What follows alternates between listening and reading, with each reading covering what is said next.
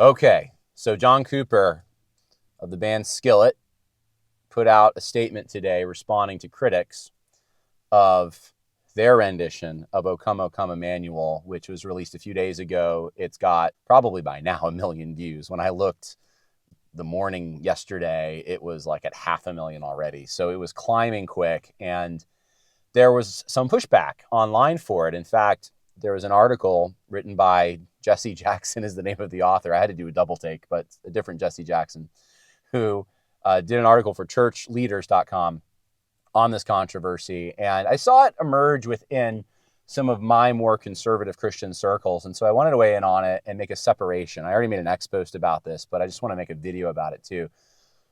I think there's a difference between corporate music, sacred music in church, the norm for Christian music, what is normative, that aspires to the good, the true, and the beautiful, and then what is a particular, specific departure from some of those things in order to communicate something that is more bombastic and raw and hard and honestly evil. And the pain associated with death, when you lose someone, which I have and many of you have, if you live long enough, you will, is very visceral. And I know there's times when it feels numb, but it especially when it's a surprise, when it's someone you love and they die, it is like your heart's been ripped out of your chest. And what I think was going on with this rendition of O Come, Emmanuel by Skillet is they were not intending to create a version to be used in the context of a Sunday service or to be used in church at all or to be sung in a congregational way. What they were intending to do was to create a performance that channeled that feeling, that grief, that reaction to death, that does want to tear things apart, that is angry, that is upset, that just feels a very visceral kind of reaction. They wanted to take that and they wanted to insert that into the song and juxtapose that with Jesus being the answer to that, being the one who solved that problem, being the one who brought peace in the midst of that kind of turmoil.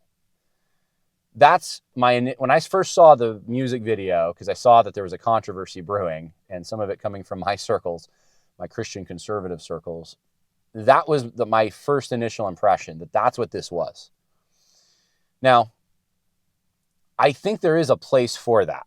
And if you watch the entire video, it becomes apparent that for the first few choruses and verses, that's what's going on. It's just a Christian contemporary style version of O Come, Emmanuel.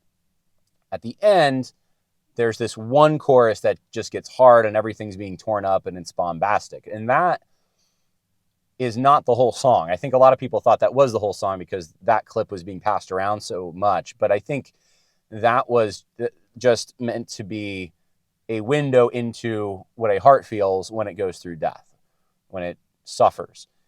And I actually thought it was somewhat brilliant, or creative at least. There's a scene in the song. They're in a church, right? And it's while they're in the church, I think this is significant too. It's the more traditional sounding O Come, Emmanuel. And then, of course, all of a sudden, the female singer in the band is in a hospital room where someone has just died. It's an empty bed. I've been there. I could feel the emotions coming back to me from my mother-in-law passing away a few years ago and my grandfather dying last year. And just, I've seen that. I've been there. And the feeling that just raw kind of, there's nothing you can do. You can, what can you do, right? You obviously have to submit to the Lord and say, the judge of all the earth shall do right. And in those two cases, I will see them again. But there is this other feeling there of like, I just wish this wasn't the case. And I would do anything. And I would just, I'm kind of upset the world is this way. And I'd like to just tear down this world where this happens.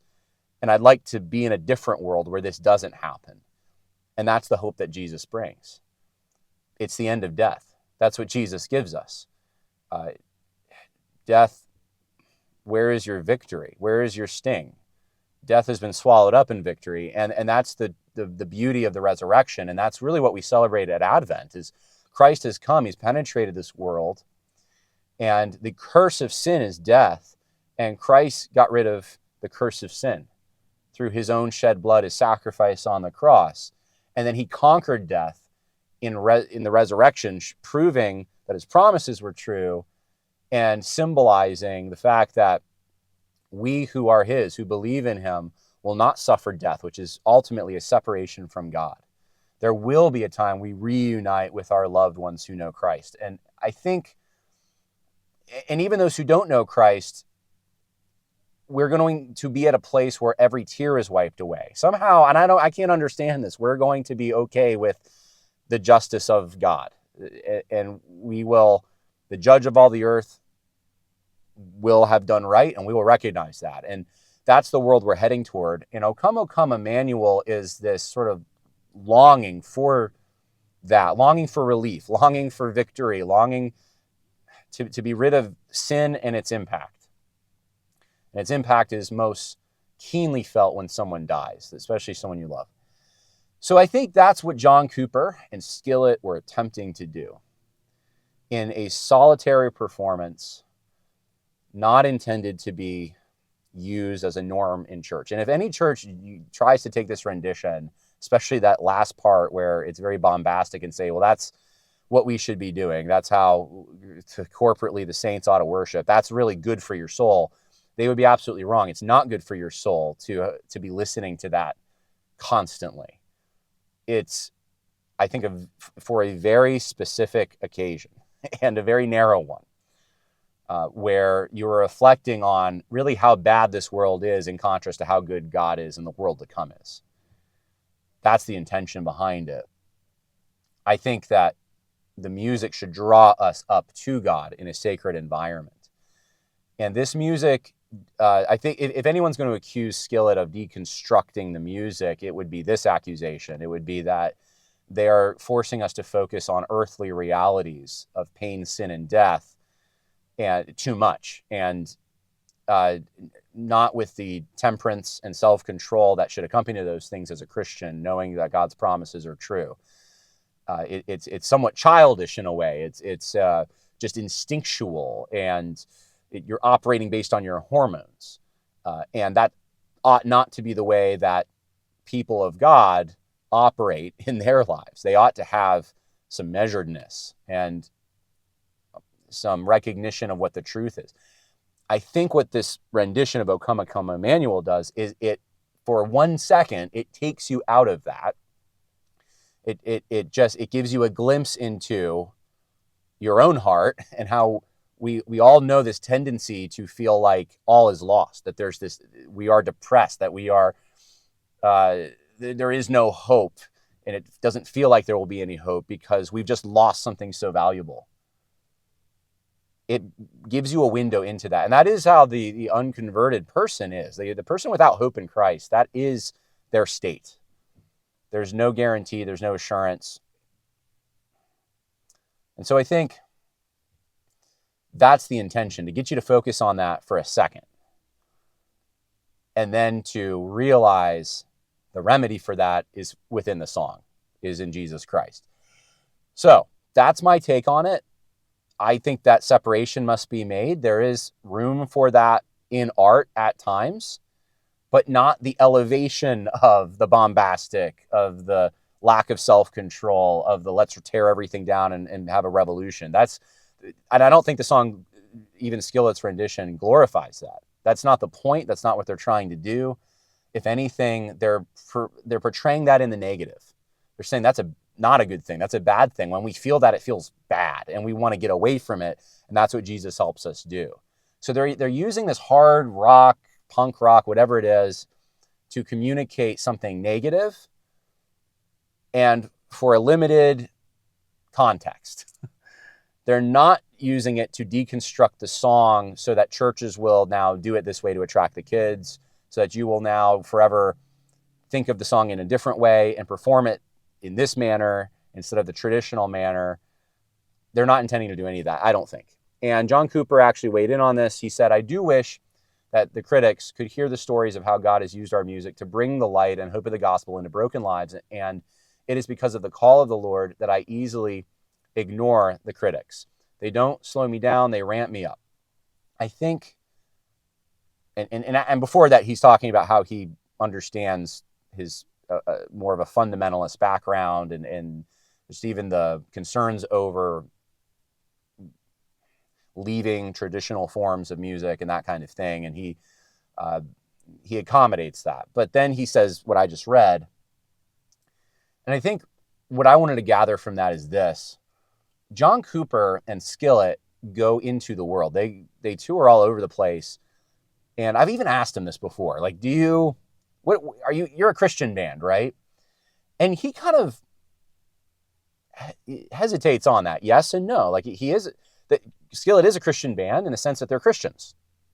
They want to get the message of Christ out there.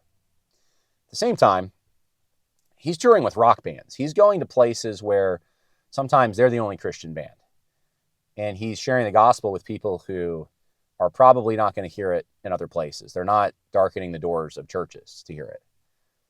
And I think he sees that as his role. The Christian music industry is not really where his bread and butter are, and the whole band. It's playing in these other forms and trying to be a light in those arenas. And this is the kind of thing that is going to help them connect with an audience that lacks hope, that does feel this way. And then they're able to present the message of Christ as a solution for this problem. I think that's the intention behind it. That's where they're playing it. And I respect that. So I know I'm like a huge traditional church guy. I even did a whole talk at the Music and Masculinity Conference in defense of tradition. You can find it at TruthScript. And I am very against deconstructing church music. I do think that is happening. I do think our sacred music needs to be revived. I do think there's a place for performances like this in trying to reach the world, in casting these negative emotions in negative ways. So you are viewing the world as it really is, not creating a fake world. And then in so doing, platforming the message of Christ as the answer and the remedy for this rage that does exist and this confusion and chaos that emerges when a tragedy strikes.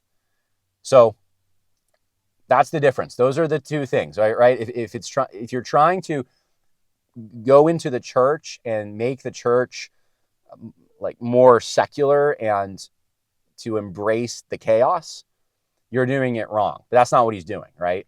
If you're trying to go into the world that's already in chaos and present Christ, that's the big separation in my mind between the two things.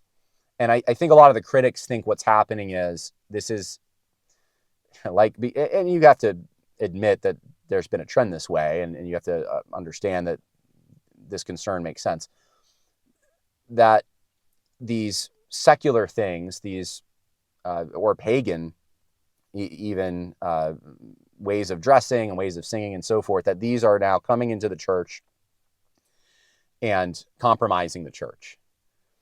I went through this when I was 14 and 15, somewhere in there. We had something like this at a youth group in the church, right? A youth group, sort of like a evangelistic effort, I suppose you could say, but it was within the church, and that was key, where there was a guy who really wanted to do like a punk music show and put in Christian music and stuff. And I remember one of the controversies, this is just a local controversy over the worship wars, but it was, if you're going to do that, why don't you go into the world and do it? Like, why don't you go where those people are and try to reach them? Don't come into the church and try to bring in this stuff. And certainly don't normalize this kind of thing, this kind of style within the boundaries of what should be a worship service. I mean, the church is set apart for a reason, and there's no reason to reinvent the church here and make it so that it mirrors what the world's doing, right? And I think that's why people are sensitive to this, and I totally get that. I just don't think that's what John Cooper or Skillet are intending to do, and I don't think the way that they're even doing this is a glorification of any of that. If anything, it presents all of that in the negative, and then Christ is the solution. So that's my 2 cents. I hope that helps some of you navigate this as you think through it. God bless.